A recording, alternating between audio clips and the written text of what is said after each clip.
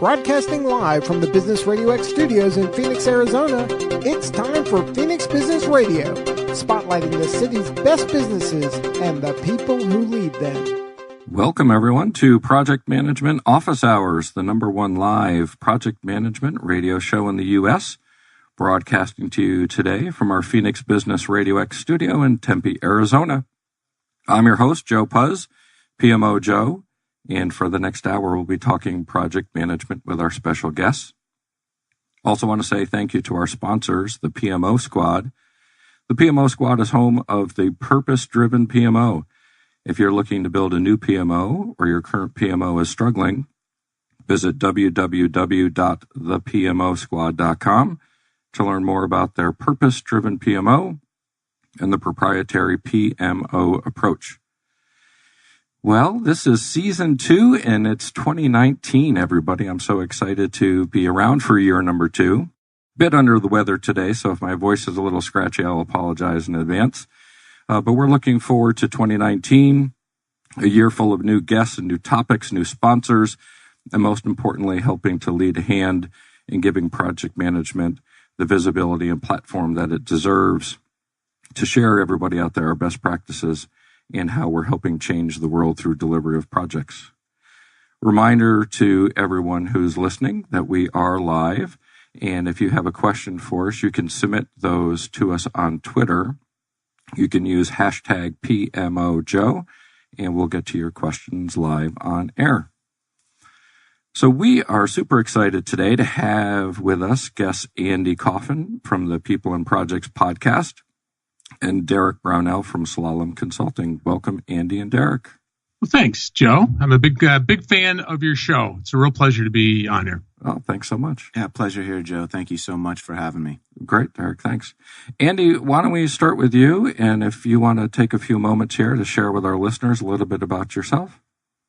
Yeah, I'm based in Chicago, and background started as a software developer and got into management, made all kinds of mistakes, and eventually went from being in an IT sort of role to, in 2001, starting a business that does project management and leadership, keynote presentations, workshops, and I host the People and Projects podcast.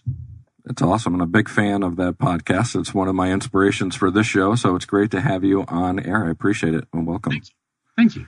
Derick, how about you? Yeah, thank you, Joe. Derick Brownell. I'm based here in Phoenix, working for Slalom Consulting.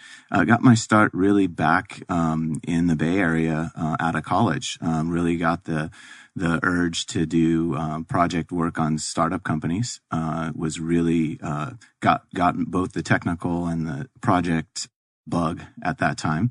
And took that into a couple large organizations where I led some enterprise initiatives and joined Slalom about a year and a half ago, really looking at digital transformation for clients. That's awesome. Thanks so much for being with us. Thank you.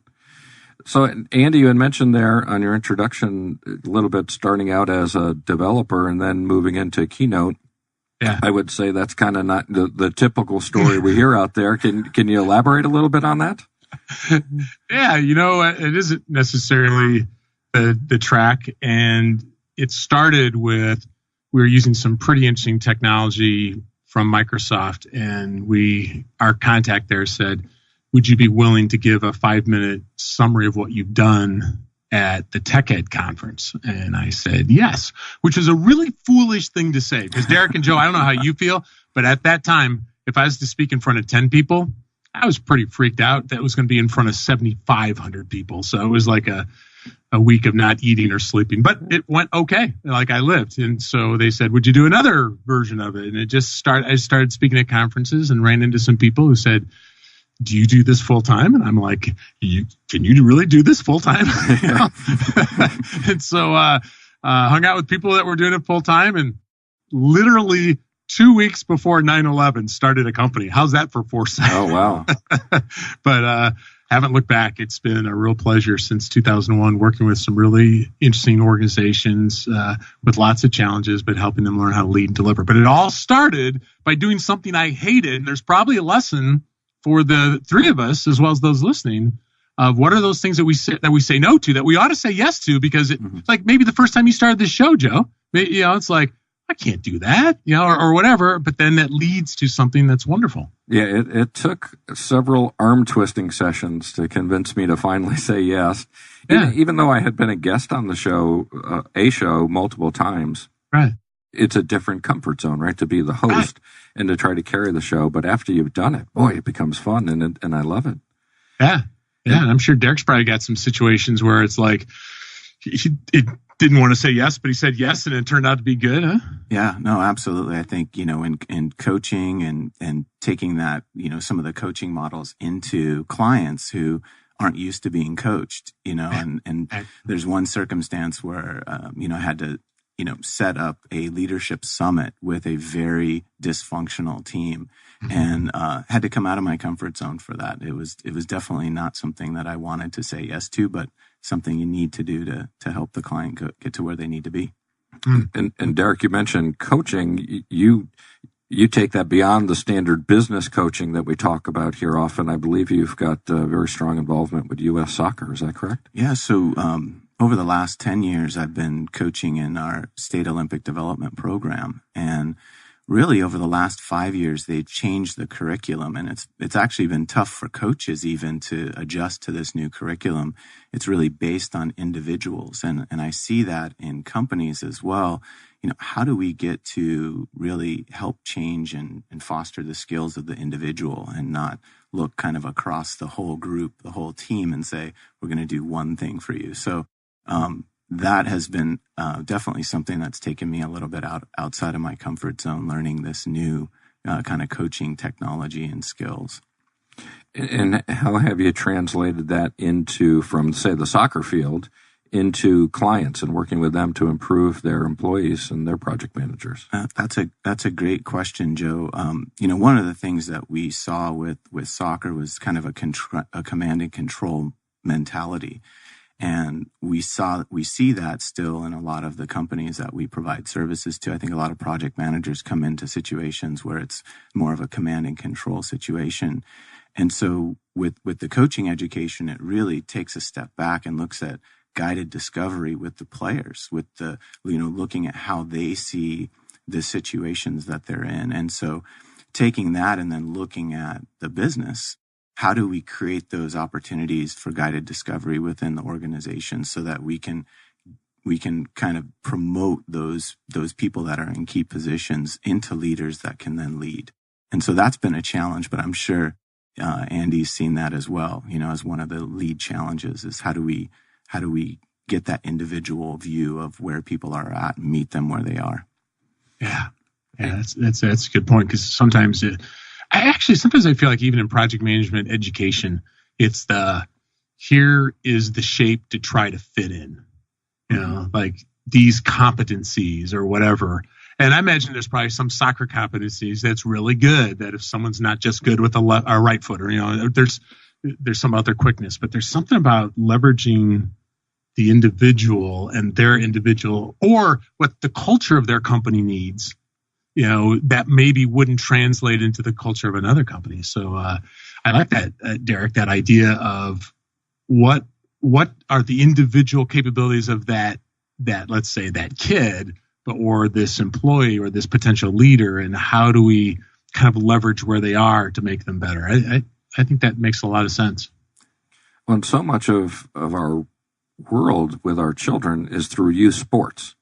Right. And we're teaching them teamwork, and we're teaching them how to keep score, measure. We're teaching them how to achieve those metrics. We're teaching them how to improve on running or kicking or fielding or catching or throwing. But that mindset doesn't seem to carry forward as much as when we're adults. Yeah. Right.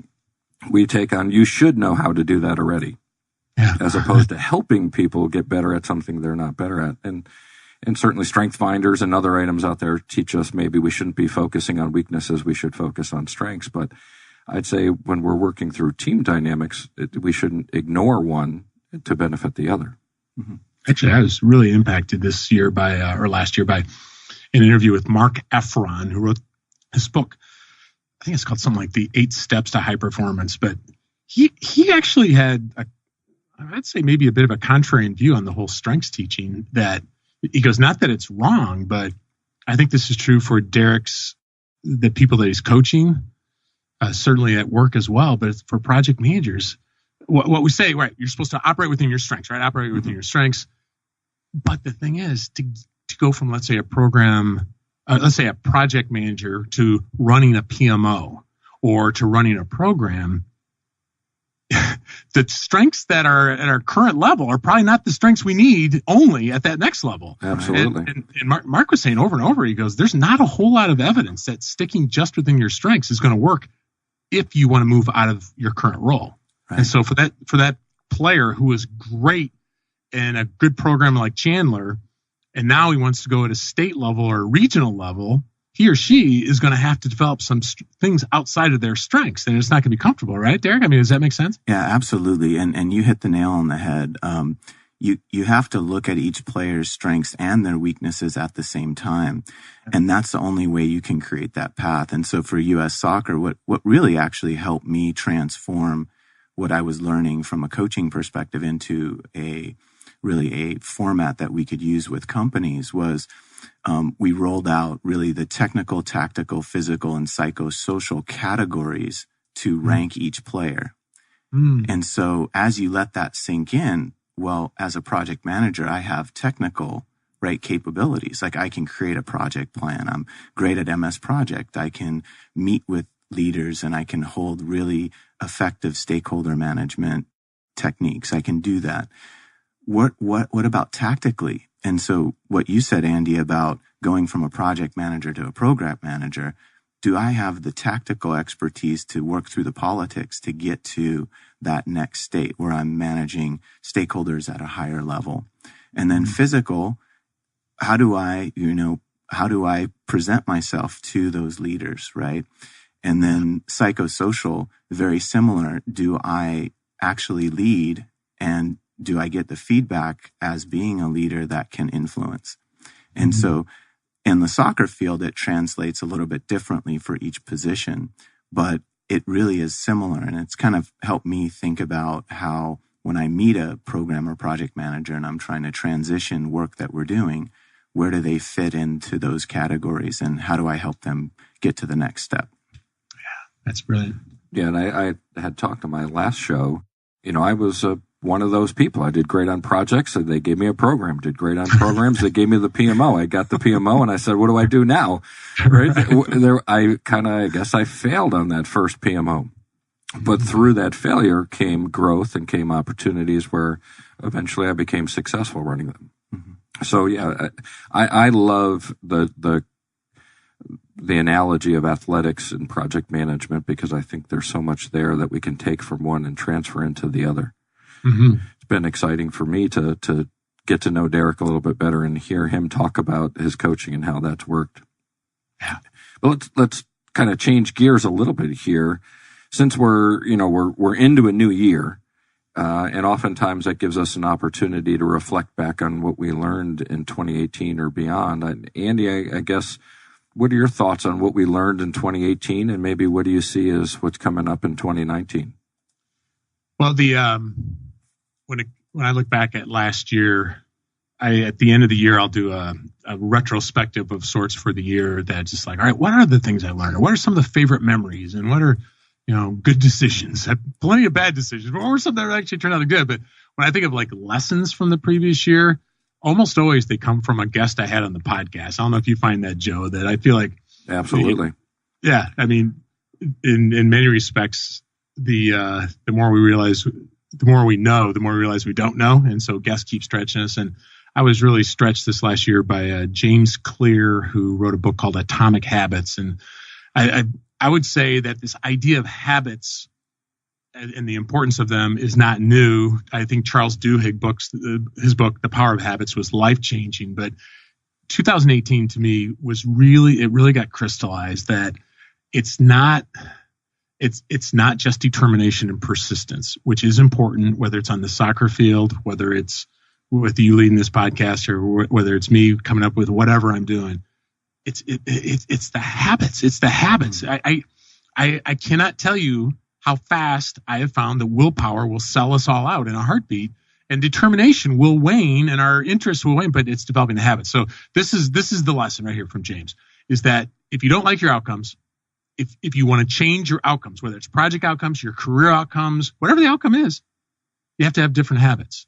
The outcomes are lagging measures of our habits. And that single lesson right there, I got to tell you, Joe and Derick, I think it is potentially transformative, whether it's our career, whether it's our project. So what are the habits that we need to put in place to get different outcomes? So if people don't like how certain things, change or went in 2018, I need to develop some new habits. I don't know, Derick, I'd have to think soccer players, some of them are just naturally, I think you had physical and maybe natural technical, but they need to develop some habits maybe on the psychosocial, maybe how they think. What do you think? I agree with you 100%. I think when you really look at, and I look back retrospectively at my own habits, I have a habit of being more technical and looking at the technology. And I think a lot of consulting firms and a lot of groups build their practices around the technical capabilities, right?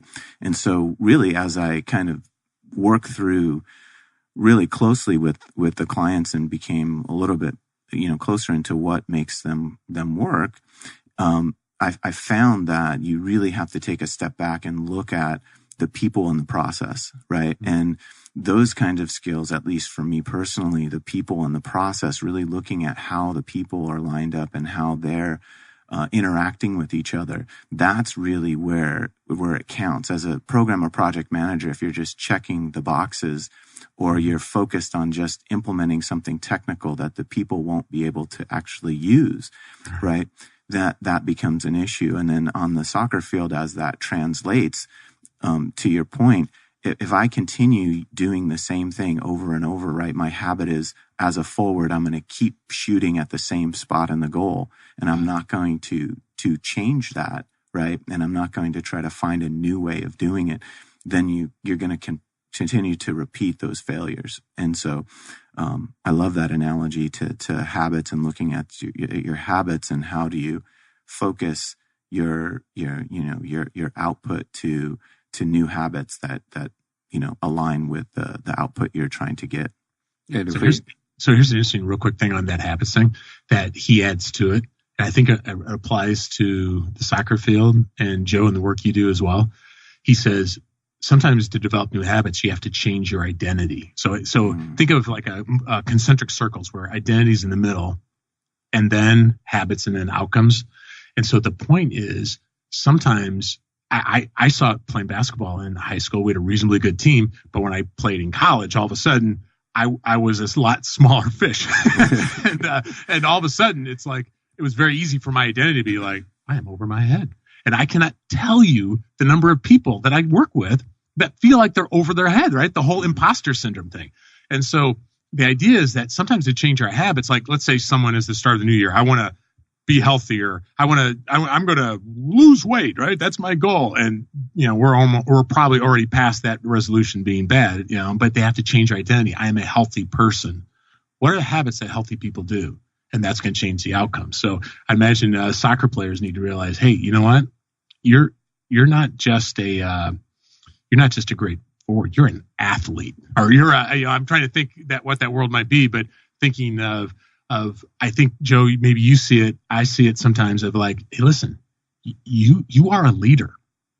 Right. You need to think like a leader. You need to act like a leader. That's part of their identity. Now, what are the habits that leaders, and then that will change the outcomes. What do you guys think? Yeah, we hear a lot of times we'll go in and when you talk individually with folks, they say, well, I'm going to fake it till I make it. Right. And we're like, well, stop faking it and start making it. Right.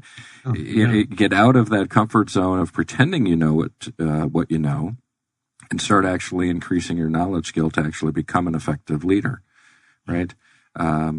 Jeremy Wood was on one of our earlier shows, and he was an senior agile coach. He had talked about trying to eliminate best practices as a term. Right. And I thought, man, within my business, I always talk about going into consultant or clients and consulting on our best practices, but that's such a finite term, right? It's the best practice. How do you get better? Right. It's good. It's the mindset of the continuous improvement beyond that, right? And again, that same as a former athlete, right, it's always, we didn't try to get to be the best. We were always trying to get better. Mm-hmm. And again, I think we lose that in our professional lives a little bit. Yeah, persona and identity are major influencers to people's productivity. And so when I have a player, right, that has always thought of themselves as a forward, but when they try out for the state team, we really see him as a midfielder. Yeah. How do I then approach that player, right, and influence him to see himself in a position where he's going to be best suited to make the national team or the regional team? I see that same thing in when I'm with clients who are thinking about DevOps, right? How do I then get this cross-functional team to work together? I've never talked to a developer before. I've never talked to an infrastructure person before. How do you get those people to change their, and I love that, Andy, change their identity just enough to be effective at collaborating and maybe taking on things outside their comfort zone? Yeah, I think, again, being a sports fan, Pittsburgh Steelers fan, who's a little upset right now because we didn't make the playoffs. But how do teams prepare for their game each week, right? They go back and watch film of how the other team plays to get tendencies, or Andy, right, as you call it, habits, of how they play, and you try to take them out of their habit because then they'll become uncomfortable. And how will they perform? So I think, again, sticking with our sports theme a little bit here, is we use a lot of this stuff in athletics all the way from youth up to professional sports. But we don't incorporate it into our professional lives in the boardroom or in organizations. How can we do that better? I just don't know how we take that to the next step. Well, here's an example of a habit that we teach in our workshops. Every time you have an update meeting with your sponsor or key stakeholders, in addition to talking about status on dates, and in addition to budget or anything else you'd normally cover in a regular sort of drumbeat or whatever the cadence is, whether it's weekly, whatever. In addition to those, talk about these are our top risks. So maybe it's the top 3 risks, top 2 risks, doesn't matter the number of them. But in addition to everything else, you make it a habit of saying, here are our top risks and here's what we're doing about them. And by making it a habit, it's not like oh no, everything's going wrong. It's just a habit. We talk about risks. Risks are like breathing. And it's a habit that we can create. And then that means it's safe to talk about risks. It's safe to talk about maybe a mistake someone made on the soccer field. It's safe to talk about concerns we might have about other things. It's just a risk. Right? It's a habit. Yeah, another one I would suggest along with that, because that's a great idea, is when you're talking about those risks, invite an executive leader to one of those regular weekly meetings with the team. Yeah. So oftentimes we'll talk in those team meetings about the folks up above, right? We'll point the finger up and say, if they only knew what's going on in here, they'd think differently. Well, let's change that habit in 2019, and let's actually invite them to some of those meetings to have almost a 360 view of the project. Yeah.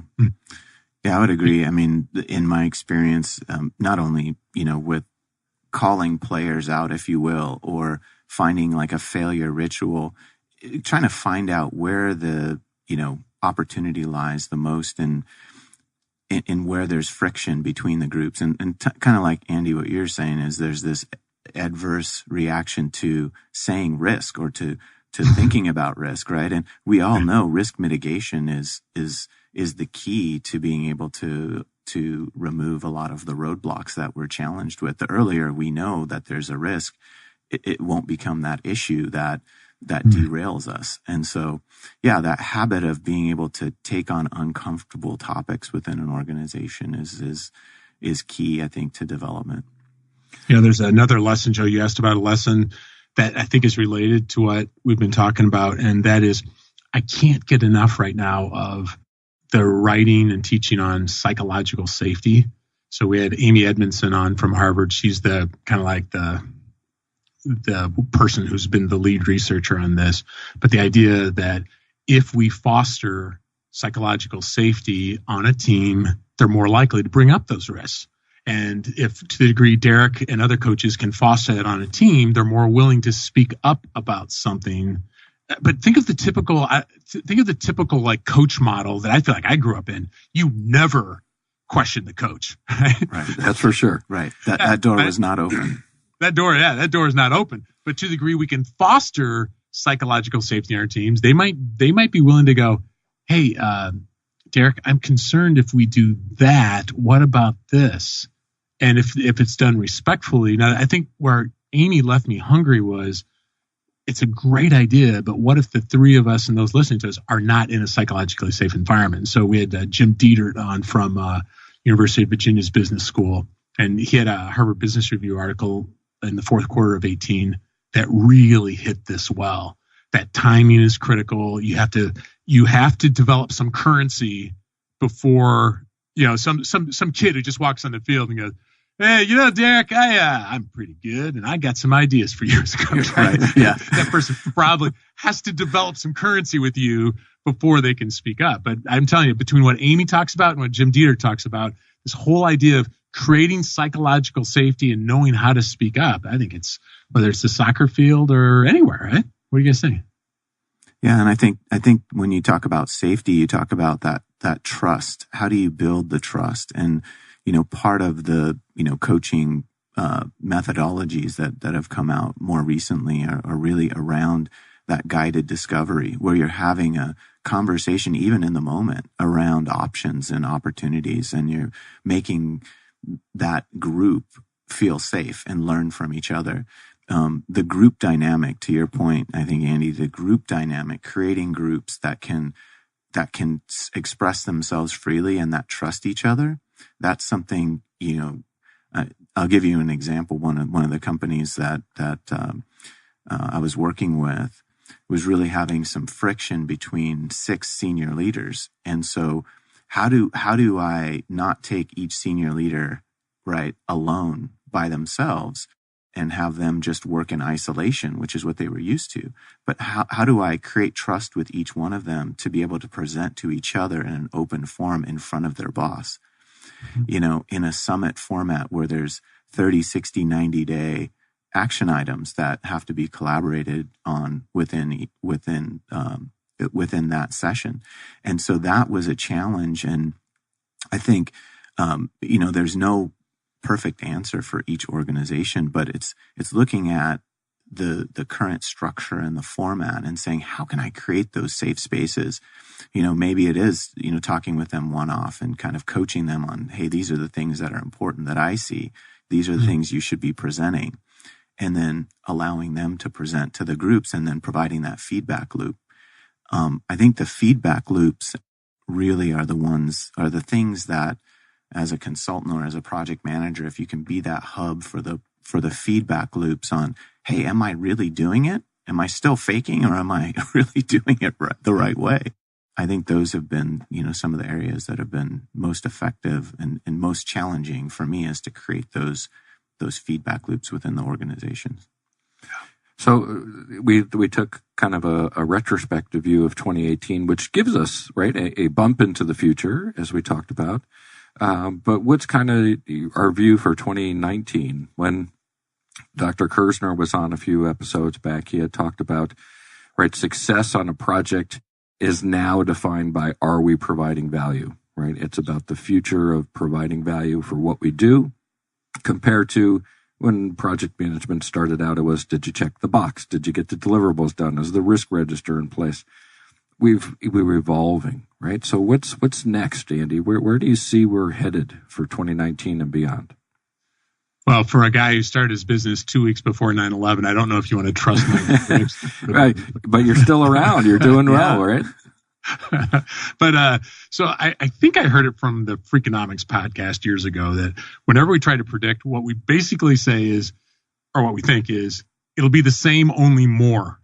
Right? So that's our prediction. So if that's the case, I think it's fair to say, remember the day when it was pretty much just MS Project? And, maybe a couple more, but that was pretty much it. But in recent years, it's just been a virtual smorgasbord, a huge proliferation. I don't think there's any reason to think that's going to slow down. Yeah.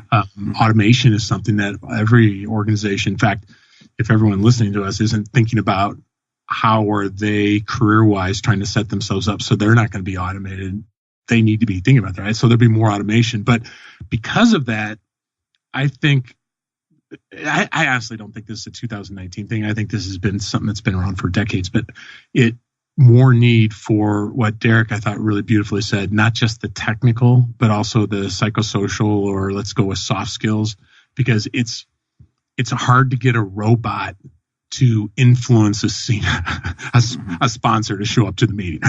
It's hard to get a tool to automate motivation, and so this need for soft skills. It's why on our podcast, 90% of the episodes are on the leadership leg of the triangle, the talent triangle, because it's that stuff that makes it our, no one, how many times have you ever heard a project manager say, my success is because I've learned how to calculate critical path by hand? Like, nobody, right? Maybe they passed the PMP because they learned how to do that, but it's this soft skill. So I think just more important than ever.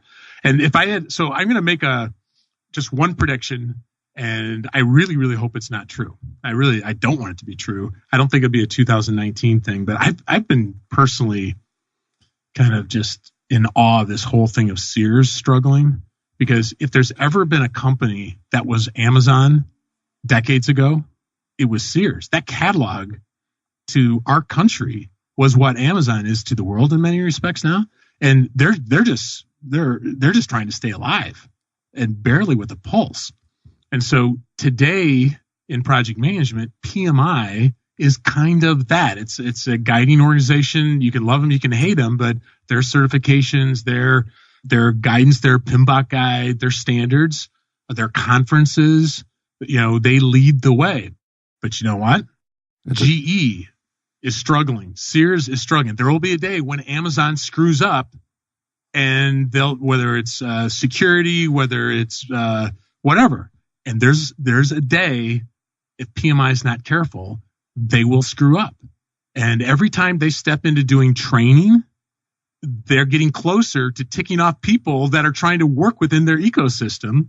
If they have some sort of major falling out, whether it's fraud or something like that, I have no awareness that sort of thing is happening. But my point is that is something that could be disruptive to our industry of, wait. Well, what is our standard now? What is the flag bearer? So I don't expect to be 2019. I think in the 1940s, Sears didn't expect to be where they are now. And I think Amazon thinks they're top of the hill, So yeah, great how's insight. That provocative? Yeah. PM headed newsflash, right? PMI headed for crash. But to your point, right, there's a leadership change coming here right now in PMI. Who knows where that's going to go? I have family that work at Sears, and the interesting dynamic is there are several segments within Sears that are highly profitable. Mm-hmm. But Sears as an organization is obviously failing miserably. Mm-hmm. Within projects, we can have components of the project that are being successful, but the project as a whole could be failing, or the program could be failing due to projects failing, right? Again, so many different analogies we could take from that. Derick, what's your thoughts of what you're from a slalom perspective, right? What are you guys forecasting? Well, I think, not just from a slalom perspective, but I think when you take a step back and you look at, what's happened in the past and the GEs and the, larger organizations, and even in my experience with an enterprise organization with multiple products, has there been a really evaluation of what is valuable? Right? What is the valuable thing that we need to keep our eyes on so that we stay ahead of the game?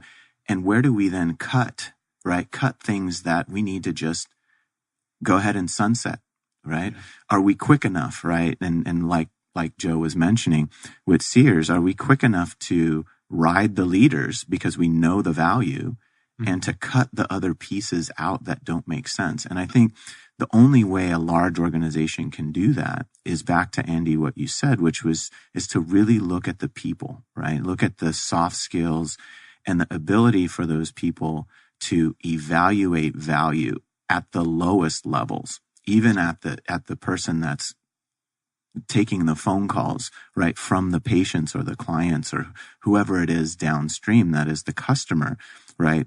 Are we valuing our services and products, right? all the way down throughout the organization? And does that make sense to everyone all the way through? And I think that's maybe from a project or program management perspective, that's really a soft skill, getting to the value all the way from the person that's taking the phone calls to the CEO. Are you able to, right, tell that value story? Mm-hmm. That's good.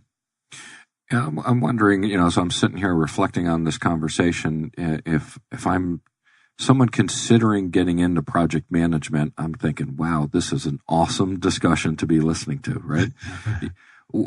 How do you get into a career, or if you're starting out your career, Andy, what are your thoughts on why project management's actually a good career choice, right?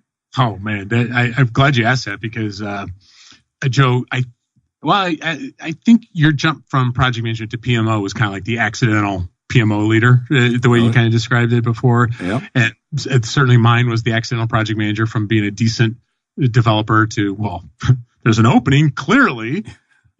He must be a good project manager. Maybe Derick, did you have some of that as well? Yeah, no, same thing. I mean, it was, hey, you're a great BA. You can analyze things. You don't even have a degree yet, but you're running, an enterprise application with 6 developers. So why not become a project manager? Why not launch that globally? It happens so quickly. Yeah, I think there's all kinds of good reasons to do what we do or this industry, but one of my favorites is just we get to deliver stuff. I mean, we all know people that their day is basically a Groundhog Day. It's what they did yesterday and what we did yesterday and the day before. I think I'm thankful that there are rental car shuttle drivers, but I would explode. Just do the terminal and terminal. And so we get to deliver stuff. We don't get to just talk about, we get to deliver.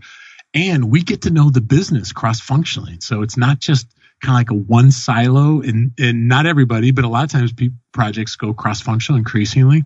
And so you get to know the business, you get to know industries, you get to, it's a constant learning process. My dad was a bricklayer, and I think a lot of people would say bricklayers, I mean, that must be kind of a boring job, right? Just climbing scaffolding, just laying a brick after brick. But he kind of looked at it as projects, Oh, this is an interesting fireplace. This is different than what we did before. The days had some similarity for sure, but there was something different, and you can see things get created. And so, and there's, I think, the practical standpoint that a lot of organizations, they may outsource a lot of things, and sometimes they outsource project management, but a lot of times they're like, we want person running point badged us, and we'll use other people outside to do some of those other things. So from a career perspective, I think there's a number of reasons why this is a good route. Yeah, and I think many people are actually project managers in their roles. And even if they're not deemed a project manager, it may be looking at the project management as a profession and some of the skills and some of the learning materials within project and program management will even help you if you're, graphic designer, or if you're, whatever you might be doing. So it lends itself, just the academic side of it lends itself to where people are at a lot of times in their life today. Yeah, that's interesting you say that, because I would bet, I think it's as high as 75% of the people that show up for our workshops are not, like the word project is not in their title. And it could be anything from administrative assistant to all kinds of different things. But I think that's a great point, Derick, that in many respects, you could argue that a soccer coach is a project manager. Right? Joe, it's a project to do your podcast, right? In many respects, we're all project managers. That's a really good point, Derick. Mm-hmm. Well, we all take it into our personal life, right? If we just coming off New Year's, right? Who here had a New Year's party? Right? You had a defined product with a specific beginning and end that was going to produce a result, right? I mean, it was a project. Now, when people take that into the professional life and start thinking they can lead a multi-million-dollar endeavor, might be a stretch. But yeah, I'm with you guys, right? I mean, projects are everywhere. Mm-hmm. And we have people leading those without the title attached, and that's okay. Yeah. Let's help get them some of the skills to help them be productive. And then also let's go back to the organization and point that out so that we can get organized and help the organization succeed, right? So your question is really good. Like, why consider this as a path? Because you're on that path anyway, mm-hmm. right? Whether you know or not. So then the question is, do you want to do it professionally with that sort of title or that direction or family of titles? But man, anybody listening to us that hasn't spent some time getting to know just like what you said, Joe, like understanding success criteria and stakeholders and stuff like that. Man, this is an area to get to know, because whether, like you said, at home or at work, we're going to use these skills. Yeah, I totally agree with that. I mean, taking that one step further, I mean, Derick, obviously you've evolved from project manager now into consultant, where you're going in to help organizations with this. What does that next step look like, right? How do you, for the more experienced PM now, how do you take the next step? Yeah, and that's really what's interesting about the profession, is that, even within a larger organization, I was exposed to so many different projects across industry that now becoming a consultant with that background allows me to take a real look at where that company is at today, right? I know where they may want to go, but where they're at today, and to take a more of a constructive look at how we get to where they want to be. What's realistic, right? What's realistic? What can we do with the people, processes, and technology that you have today?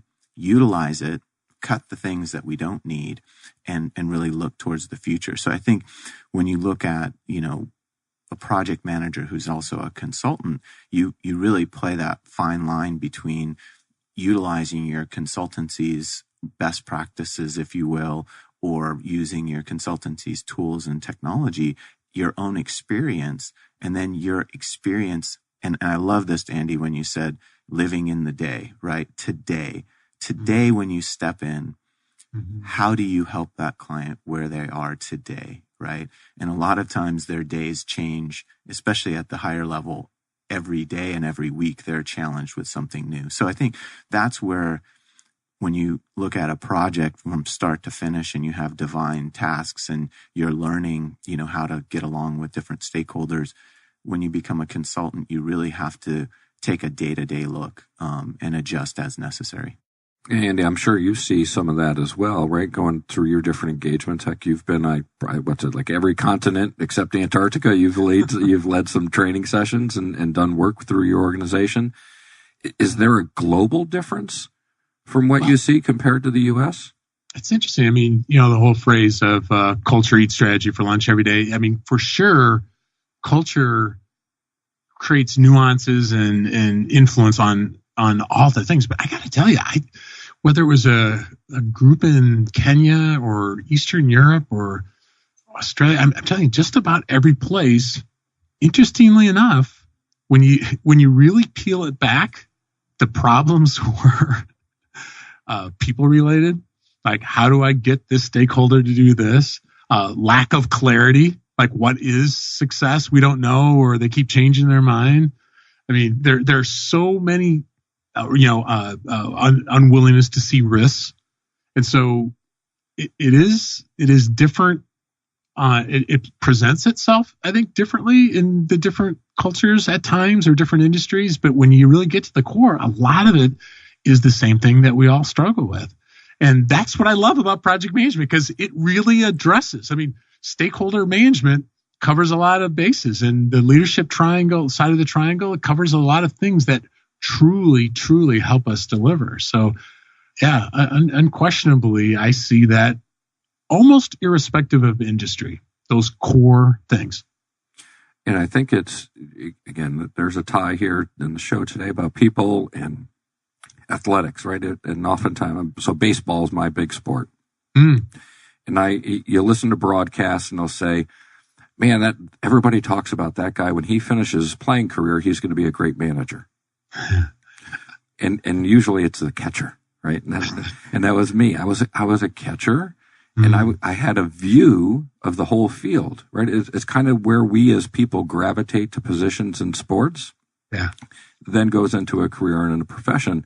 And that project manager is kind of that coach on the field that's helping the organizations get through and deliver, just like, a quarterback maybe on a football team, a center, or a point guard rather on a basketball team, catcher on a baseball team.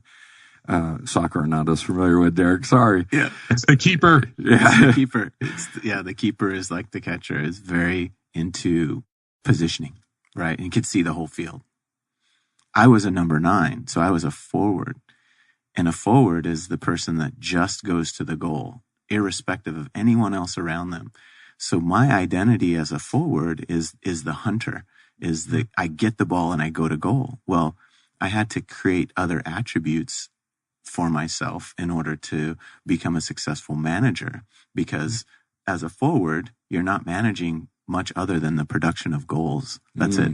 Yeah. So it is interesting, the analogy to sports and the fact that you have to adapt and change in order to really become more cross-functional over time. I think I'm sensing maybe a book idea or something for 2019, some research of youth athletics and growth up through that to see how those people pursued professional careers and what they were, right? Aligning where they played or how they played in those sports and what did they become post their career. Interesting topics. That's why I love this show. You never know what you're going to get, where the roads are going to go, and who you're going to talk to. So it's fantastic. Speaking of that, I mean, Andy, you've been doing this podcast thing for a while now, right? Yeah. You're coming up on a decade. Talk a little bit about the People and Projects podcast and what you've learned and how that's grown and everything that you want to share about that. Well, it was in 2009, I was interviewed by a guy who had a podcast. And when we got done, I just asked him, I said, so how does this actually work? And so he was very generous with his time. And I thought, well, I'm kind of a geek at heart. I think I could try that. And I think episode 1, it was maybe my mom and dad who listened. I don't know. And probably not.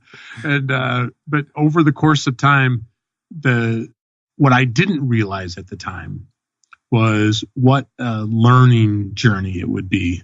And I can definitively say, Joe, that the best content that I deliver in a workshop or in a keynote comes from something that I learned over the currently 241 episodes. It's something from the authors, because it's like a forcing function. I have to read the book. I have to put questions together to assimilate the information. And so I would say over time, that learning was not necessarily appreciated up front of how much that'd be the reason for doing it, but that's the case. I feel like I'm learning right along with the people that are listening.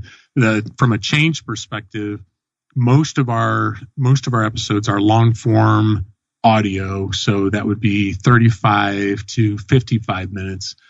And in today's culture, and it's something that you've got to wrestle with as well, is like how. If somebody's got a long commute, no problem. If somebody is really into the topic, no problem. But a lot of people are pretty much used to give me a 3-minute or give me a 5-minute something. And the problem with that sort of mindset is we don't get deep on anything. And so that's what I love about your program is it allows us to get deeper on things. So what I'm doing is combining the long form with 3 to 4 minute videos periodically as well. And so this is the key idea, and trying to foster a discussion based on that. So I would anticipate that'll probably continue. The long form, which is great for PDUs and great for going deeper in a subject, but also the short form of, hey, let's hit this topic and then have a discussion about it. And taking that into the consulting space, right? So obviously Andy's been very successful on the podcasting side of it. Derick, have you seen an evolution of consulting now that you've been in that for a while? Is there something how we used to do consulting that now has changed? Well, yeah, I think that's a really good question. When I look at consulting now, a lot of companies are looking for a company that's not dictating a certain strategy. It's a company that's going to come in and help provide that strategy overall. I think when we look at technology, a lot of companies are looking at technology and saying, hey, how can we value the implementation of this technology into our organization? Can you help us strategize on how to do that? Whereas I think in the past, a lot of companies said, hey, we have the knowledge, we understand the industry, we're going to go ahead and tell the consultant what to do, and the consultant's going to just perform a task. So I think the evolution, over the next, I'd say, 3 to 5 years is going to really be around consultant organizations that can come and meet the customer where they're at, be close, be local, be personable, in terms of being there on the day-to-day. And I think that's a little bit of a different strategy. We're seeing, definitely more of a smart shore movement. So, part of Slalom's services that we provide are build centers. Used to be a delivery network, but we provide, build centers that are local and regional. And so what that allows us to do is provide development resources, right, to some of the acceleration projects that we discover within some of our clients. And it really has, I think, changed some of the way that organizations now see, their CapEx versus their OpEx, and saying, okay, now how do I start to mirror that within my own organization? And so consulting firms are not only coming in and saying, hey, we can help you with the strategy, but we can help you evolve into more of a technology company yourselves. Come in, help you, and then leave you in a better place than where you were before. Yeah, I think that both Andy and Derick, right, you both just talked about is evolution. It's the growth, whether it's the podcast and how that's changed, or the consulting business and how that's changed. I guess maybe change isn't the right word there. Evolution, perhaps, is a better word. Mm-hmm. It's interesting, right? Belinda Goodrich was on a few episodes back talking about the kick-ass project manager. Mm-hmm. And if we thought about that in the 1970s or 1980s, it would look so much different than it is today, right? And we as a profession have to continue to evolve to stay relevant. Yeah. And if we don't, I think we miss out. And Andy, I think shows like yours help us stay relevant because of the content you bring to us. And Derick, certainly the work that Slalom and yourself are doing help us stay relevant because you're bringing those ideas and thoughts as a thought leader into the industry and the organizations that you serve. So I think you're both contributing, and I thank you so much for doing that as leaders within this industry so much. One of my favorite quotes related to what you just said, Joe, is from a guy named Eric Hoffer. And he said that I've seen a couple different versions of it. So, this is the version that I know, that it's the learners who inherit the earth while the learned find themselves beautifully equipped for a world that no longer exists. And the reason I love that is, I can tell you, for the longest time, let's take Agile. I was just like, you know what? Everybody I know doing Agile just thinks they're doing it because they want to be the cool kid. They're doing it because it's trendy. They're doing it. And you don't have to look too far to see some bad Agile stories. And so because of the way they did the transformation. But I use that as an excuse to not learn. What I like about this quote, that it's the learners who inherit the earth, that whether it's Agile, whether it's soft skills, whether it's maybe more formal PM training to learn, whether it's psychological safety, whether it's habits, it is the learners who inherit the earth, because there's no question. One thing that we can say for sure about 2019, it's going to end with some things that we never anticipated. But yeah, maybe it's back to the habits, that if we develop the habit of learning, like what is a way, like listening to Joe's show, right? Just make it a habit of, during commute time, just listen to the show. And by doing that, you're going to be exposed to ideas. But it's the learners who inherit the earth, because if we don't change, it will be a world that no longer exists, perfectly equipped. And I think both of you not only are, what's really interesting about what you said, Andy, is that you're providing, right, a path for people to learn. And then I think as, I listened to a number of your podcasts, Joe, in preparation leading up to this, and I learned a lot, but I also felt like I could teach some of that content and information, teach or coach, right? Mm-hmm. That kind of content and information. So it becomes that continuous improvement, that continuous evolution, if you will, of ideas and thoughts. You learn, you coach, you teach, and you continue to move forward. But I love that, Andy, that analogy that you just made around learning and continuous learning, I think is so valid to anyone who wants to be in any profession over the next couple of years, as things change, every 3 months. Yeah. And so forcing ourselves, Joe, what do you do to stay, to force yourself to learn? What do you do? What are your habits? Because I could benefit from that too. Well, I think there's two that always come to mind. One you mentioned, right, is by having guests come on, it's forcing me to read the material that they're sending me to prepare for the show. And it's opened my mind. I actually received an email over the break from a gentleman who wanted to come on the show with a contrarian view as to what I propose on the show. and have a series, almost an ongoing series of debating his view versus mine. And my initial reaction was defensive. And I said, well, wait a second, why am I being defensive? In my life, I'm open to diversity and diversity of thought. I should ask for his book, read and understand his perspective. Yeah. So learning to me is continuous, and this show prompts that. The other are through my clients. Right? As soon as the moment you think you have the solution for everybody's problem is the moment you realize you're failing. Right? So each client that we go into, sure, there are similarities and they're all project and PMO related, but we learn their unique challenges. So for me, it's the clients and it's the guests are my two main drivers. And the third reality is I've got 4 kids, right? So I'm in a constant state of learning from my children as to what I don't know is going on in the world. That's well said. And your willingness to do it. I run my business using agile principles now because of I have to learn this stuff. And I think with all of us, all 3 of us, right? It's if we're willing to say, whatever your bias is, I want to learn around it. I want to learn more. It's going to help us. Yeah. So much. I appreciate that. And I guess, we are coming up on our hour. I mean, time flies when you're having fun. I say that almost every episode, but Andy and Derick, I want to thank you so much for being on the show today. And I want to give you a chance to let our listeners learn a little bit more how they can get in touch with you after the show. And Andy, we'll start with you. Any parting words for the listeners and how they can be in touch with you? The 2 easiest ways to stay in touch would be to connect on LinkedIn. So now, if you search for the name Andy Kaufman, some people will find a dead comedian. He's actually not on LinkedIn, but he's everywhere else. but that's the best way to connect there because I love to stay involved and interactive with people there. And on whether it's our website, peopleandprojectspodcast.com, or just any podcast app, just type in People and Projects Podcast. You can find it there. That would be the best way to stay in touch. I'm regularly speaking at PMI chapters and inside companies to do project management leadership training. But a great way to start is just interacting in LinkedIn and through the podcast.